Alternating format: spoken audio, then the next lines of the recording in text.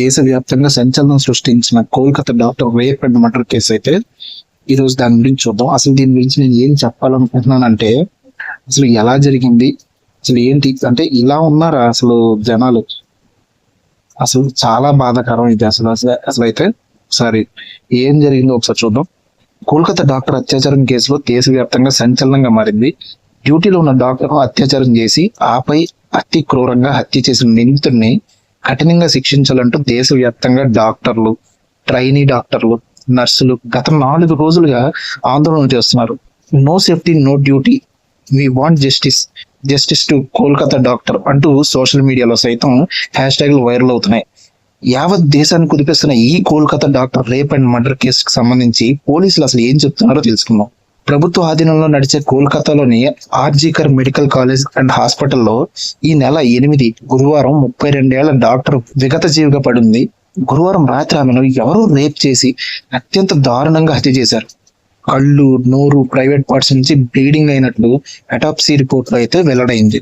ఆమె ఎడమకాలు, మెడ, కుడి చెయ్యి, ఉంగరం వేలు, పెదాలపై కూడా గాయాలు ఉన్నట్లు రిపోర్ట్ లో అయితే ఉంది. ఆ రోజు ఆమె నైట్ డ్యూటీలో ఉన్నారు. శుక్రవారం మెడికల్ కాలేజ్ కు వచ్చి పోలీసులు గురువారం రాత్రి 4 గంటల సమయంలో ఈ ఘటన జరిగినట్లు ప్రాథమికంగా నిర్ధారించారు. ఈ కేసులో కోల్కతా పోలీసులు సంజయ్ రాయ్ అనే వ్యక్తిని అరెస్ట్ చేశారు. అతను సివిక్ వాలంటీర్, పౌర స్వచ్ఛంద సేవకుడిగా పనిచేస్తున్నాడు. కోల్కతా పోలీస్ డిపార్ట్మెంట్ లో ఈ వ్యవస్థ అయితే ఉంది. వీరిని వాలంటీర్లుగా తీసుకుంటారు. ఈ సివిక్ వాలంటీర్లు ట్రాఫిక్ నిర్వహణ, ప్రకృతి విపత్తులు సంభవించినప్పుడు పోలీసులకు సహాయం చేయడానికి కాంట్రాక్ట్ బేసిక్ పై రిక్రూట్ అవుతారు. వీరికి నెలకు దాదాపు 12,000 ప్రభుత్వం చెల్లిస్తుంది. అయితే సివిక్ వాలంటీర్లు పోలీసులు కాదు. కానీ ఈ సంజయ్ రాయ్ అనే వ్యక్తి మాత్రం తాను పోలీస్ అధికారిని అంటూ అందరితో చెప్పుకుంటూ తిరిగేవాడు. సంజయ్ రాయ్ 2019లో Kolkata police disaster management group లో వాలంటీర్ గా చేరాడు. కానీ పోలీస్ వెల్ఫేర్ సెల్ కి మార్చారు. కొన్ని నెలల క్రితం నుంచి ఆర్జీకర్ మెడికల్ కాలేజ్ అండ్ హాస్పిటల్లోని పోలీస్ అవుట్ పోస్ట్ లో విధులు నిర్వహిస్తున్నాడు.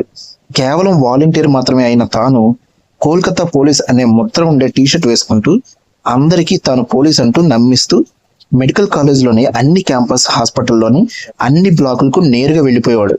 అతనికి అనుమతి లేని చోట్లలో కూడా యథేచ్ఛగా తిరిగేవాడు. మెడికల్ కాలేజీ హాస్పిటల్లో తిరుగుతూ ఓ డాక్టర్ పై కన్నేశాడు సంజయ్ రాయ్. గురువారం రాత్రి ఎమర్జెన్సీ బ్లాక్ లో నైట్ డ్యూటీలో ఉన్న డాక్టర్ గదిలోకి వెళ్ళాడు.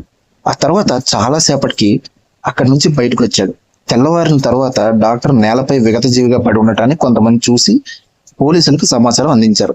విచారణ చేపట్టిన పోలీసులు ఎమర్జెన్సీ బ్లాక్ లోని సంజయ్ రాయ్ రాత్రి 4 గంటల సమయంలో వెళ్ళినట్లు సీసీటీవీ కెమెరాలో రికార్డ్ అయిన వీడియో ఆధారంగా గుర్తించారు. అలాగే కొద్దిసేపటి తర్వాత అతను బయటకు వచ్చినట్లు కూడా అందులో ఉంది. డాక్టర్ మృతదేహం పక్కన బ్లూటూత్ ఇయర్ ఫోన్స్ పోలీసులకు దొరికింది.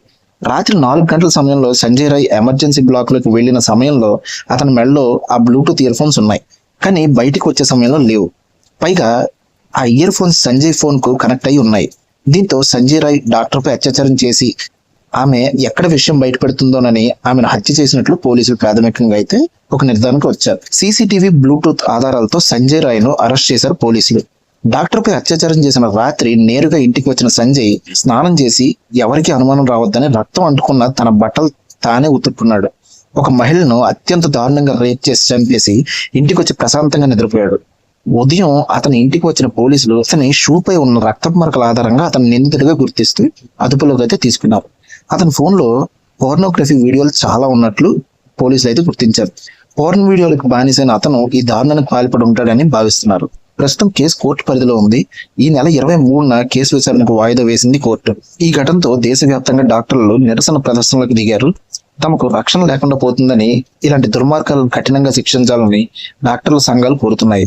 RG Kar medical college and hospital principal doctor Sandip Ghosh తన ఉద్యోగానికి రాజీనామా చేశారు. ఈ ఘటనపై ఇప్పటికే పశ్చిమ బెంగాల్ ముఖ్యమంత్రి మమతా బెనర్జీ కూడా స్పందించారు. అండ్ రేపు అయితే వైజాగ్ లో కూడా ఈ నిరసన కంటిన్యూ అవుతుందని వార్త అయితే వచ్చింది.